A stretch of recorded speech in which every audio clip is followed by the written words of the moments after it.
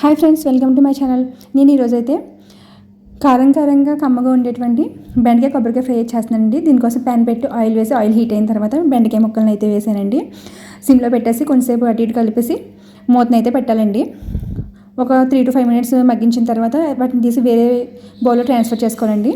తర్వాత మళ్ళీ అదే ప్యాన్లో కొంచెం ఆయిల్ వేసి కొంచెం పచ్చిశనగపప్పు అవి కొంచెం ఫ్రై అయిన తర్వాత కొద్దిగా జీలకర్ర, కొద్దిగా ఆవాలు, కొంచెం ఎండుమిర్చి, కరివేపాకు కూడా వేసి బాగా ఫ్రై చేయాలండి.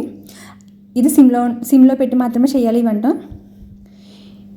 ఈ బాగా ఫ్రై అయిన తర్వాత ముందుగా మనం మగ్గించుకున్నటువంటి బెండకాయ ముక్కలు కూడా వేసేసి కొంచెం సాల్ట్, కొద్దిగా పసుపు, కొంచెం కారం ఇవన్నీ వేసి బాగా మిక్స్ చేయాలండి.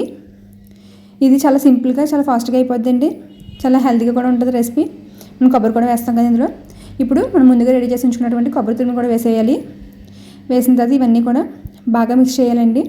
సిమ్లో పెట్టి ఉంచండి. ఇది ఇప్పుడు కూడా మనం పచ్చి కొబ్బరి వేసాం కదండి, మనకి పెనం అనేది అంటుకుంటుంది. సో కలుపుతూ ఉండాలి. కొంచెం సేపు మూత పెట్టేసి మగ్గించాలండి. ఇది కూడా ఇలా దగ్గరగా అవుతుంది. ఇంకొంచెం సేపు మూత పెట్టేసి ఉంచేస్తే మనకి చక్కగా టేస్టీగా కమ్మని బెండకాయ కొబ్బరికాయ ఫ్రై అయితే రెడీ అయిపోతుందండి.